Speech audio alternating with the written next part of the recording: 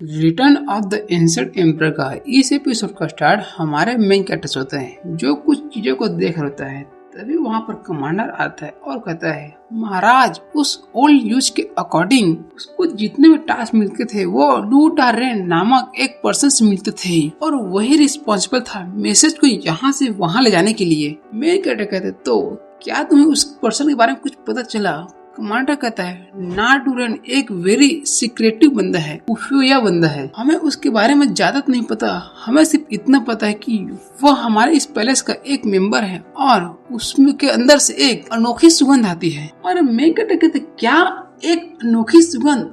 हमें उसके बारे में सिर्फ इतना ही क्लू है, यह तो बहुत ही कम है। प्राइम मिनिस्टर की बेटी को मैंने यहाँ पर खत्म कर डाला और मैंने इस पूरे पैलेस को साफ करने का जिम्मा लिया है और नू डारेन अभी तक हमारे हत्थे नहीं जगह। सू कहना स्टार्ट करती है, महाराज और चाय चुन वो ओल्ड फॉक्स बहुत ही सतर्कता बरत रहा है, वो बहुत ही शार्प माइंडेड बंदा है। अगर ऐसी बात है तो ऐसे कैसे, तो मुझे लगता है कि हम उसको दोषी ठहरा नहीं दे सकते। यह नू डारेन को फाइंड करे बिना हम उसको दोषी करार नहीं दे सकते। हमारा मेन कैरेक्टर वहाँ पर खड़ा होता है और कहता है, एक्चुअली अगर हम उसको फाइंड भी कर लेते हैं फिर भी हम चाय चुन को एक दोषी ठहरा नहीं कर सकते, एक दोषी गुनाहगार नहीं बना सकते। लेकिन मुझे किसी को खत्म करने के लिए किसी को भी कन्विंस करने की जरूरत नहीं, मुझे किसी की आदेश लेने की जरूरत नहीं। मैं जब चाहूँ तब किसी को खत्म कर सकता हूँ, इसके लिए सिर्फ मुझे पावर की जरूरत है। लेकिन ये ऑब्वियस है कि हम उसको यहाँ पर अभी तुरंत ही नहीं मार सकते, अदरवाइज वो फाइट करना स्टार्ट कर देगा, रिबेल करना स्टार्ट कर देगा और हमारे लिए बहुत बड़ा डिजास्टर आ जाएगा। चलो पहले हम स्नेक को नहीं मारते, हम पहले स्नेक को नहीं मारते, उसको पहले अपना चाल चलने दो, हमको पहले डसने दे, फिर हम उसको खत्म करेंगे।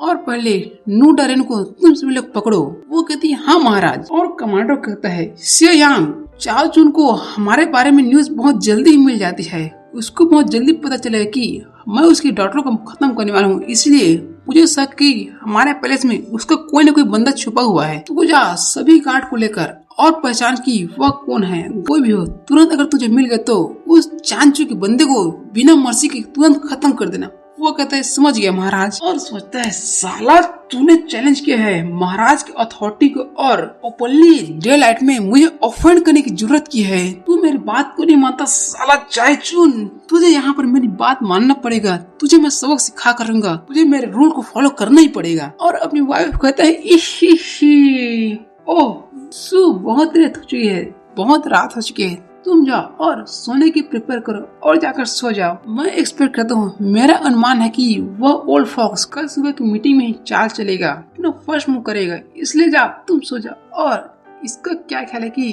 तुम जाने से पहले मुझे एक किस दे दो। वो भी प्लस कहती है और सोचती है, महाराज आप एक मोमेंट में एकदम निर्दयी, एकदम आक्रामक बन जाते हैं और अगले ही पल एक लापरवाह हो जाते हैं, एक सॉफ्ट पर्सन बन जाते हैं। महाराज मैं सचमुच आपके टैलेंट, आपके भीतर क्या चल रहा है उसको पता नहीं लगा पा रही हूँ। आखिर असली में आप कैसे व्यक्ति हैं इसका पता नहीं लगा पा रही हूँ। और तभी थोड़ी समय निकलने के बाद वो बात हाउस में अपने पूरे कपड़े निकाल कर हमारे मेन कटक बुलाती है, महाराज जल्दी कीजिए आइए ना। ये भी कहता है, ओहो माय डार्लिंग मैं आ रहा हूँ। तभी को कहता है, महाराज। यह सभी हमारा मेन कैरेक्टर का सपना होता है। वो कहता है, अबे साले बिना नुन्नू के यूज तूने मुझे क्यों जगा दिया, मेरे सपने से तुझे जाने की हिम्मत कैसे हुई?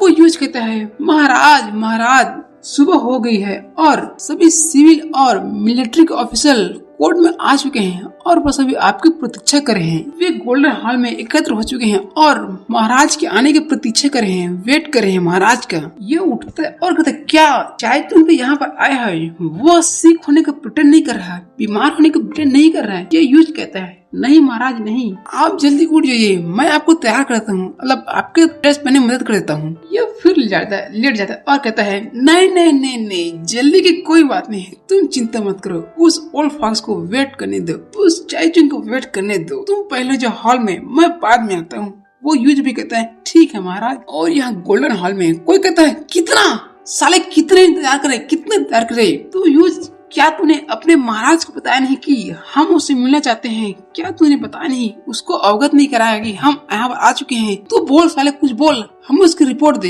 ये युद्ध भी कहता है क्या इससे कोई फर्क पड़ जाए कि महाराज यहाँ पर आते हैं नहीं आते हैं, और उनकी सूचना मैं तेरे को क्यों दी? तू उसमें क्या कर लेगा? तुझे रिपोर्ट करने की क्या जरूरत है? तभी कोई खुसर फुसर करता है, महाराज देखो ना अभी तक नहीं आए, अगर वो नहीं आए तो कोर्ट बहुत खतरनाक सिचुएशन पैदा होगा। हाँ एग्जैक्टली। तभी वो ऑफिसर उस यूज को कॉलर पकड़ता है और कहता है, साला बिना नूनों के यूज तू यहाँ पर क्या कर रहा है? तू एक ऑफिसर को बात करने की कोशिश कर रहा है, पलट का जवाब दे रहा है, तेरी इतनी हिम्मत कैसी? तू रुक, तुझे बताता हूँ। लेकिन तभी वहाँ पर हमारा मेन कैरेक्टर आ जाता है और कहता है, साला किसकी हिम्मत हुई इस गोल्डन हॉल में लड़ाई करने की?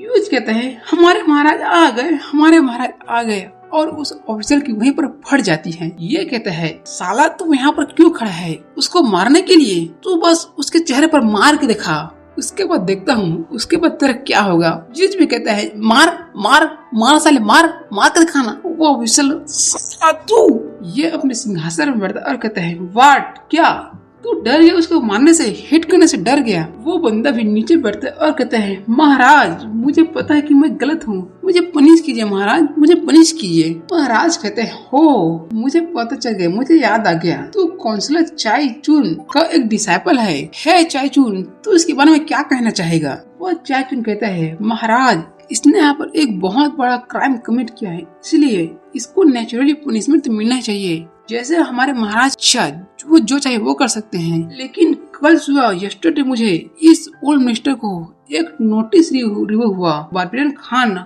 हमारे यहाँ पर अल्टीमेटम जारी कर दिया है कि अगर हमने यहाँ की प्रिंसेस की शादी उसको साथ नहीं की तो, और हमारे टेरिटरी की कुछ जमीन उसको नहीं दी 2 महीने के अंदर, तो वह नॉर्थन में हम आक्रमण कर देगा, हमला कर देगा। कोर्ट में फुसफुस चालू होते, क्या 2 महीने काम कर? हमें शीघ्रता से निर्णय लेने की आवश्यकता है। यह संभवतः उस खान को नहीं हरा सकते। वो प्राइम मिनिस्टर फिर बैठता और कहता है, महाराज जल्दी से जल्दी, जितनी जल्दी हो सके हमारे इस टेरिटरी, हमारे इस एम्पायर के पीपल के भलाई के लिए, उनसे बारबेरियन से लड़ने के लिए, उस खान से लड़ने के, उसकी प्रोटेक्शन के लिए आप जल्दी डिसीजन लीजिए महाराज, जल्दी डिसीजन लीजिए। अगर हमने यहाँ पर पीस नहीं लाए तो हमें डर है कि 12 साउथर्न सिटी यहाँ पर खान के द्वारा अटैक कर आक्रमण कर छीन ली जाएगी। हमारे ग्रेट भी बहुत संकट में है, कुछ कीजिए। और सोचता है, बोल साला महाराज, लिटिल एम्परर, तू इसमें क्या कर सकता है?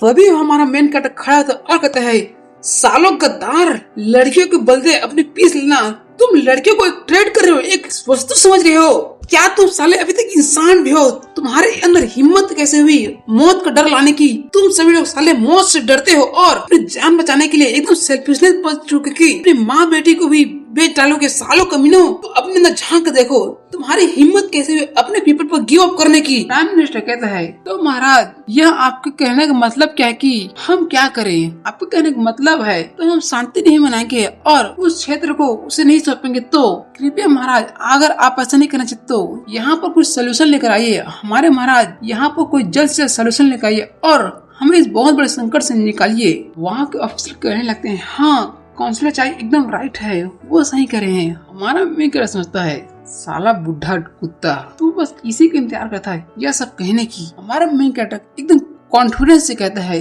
सिर्फ 2 महीने में इस चीज को मैं पूरी नेचुरल चीज को, खान के मैटर को पूरे 2 महीने में खत्म कर दूंगा। यहाँ पर कोई पीस ट्रीटी नहीं होगा, न ही हम उसको कोई कर देंगे, न ही कुछ को पैसा देंगे और न ही यहाँ पर वार होगा। मैं यहाँ पर मेक श्योर करूंगा कि उस बारबेरियन खान को हमारे बॉर्डर को क्रॉस करने ही न दूं। वो सभी में कहते, क्या व्हाट? अभी प्राइम मिनिस्टर कहता है, महाराज आप मजाक तो नहीं करे ना? हमारा मेन कैरेक्टर धीरे धीरे नीचे आता है, उसके सामने आकर उसको सीधा कहता है, क्या काउंसलर चाई मेरी बातों का विश्वास नहीं कर रहे हैं? साला तेरे को मेरे पर विश्वास नहीं है। और इसी के साथ हमारा ये एपिसोड यहाँ पर एंड होता है।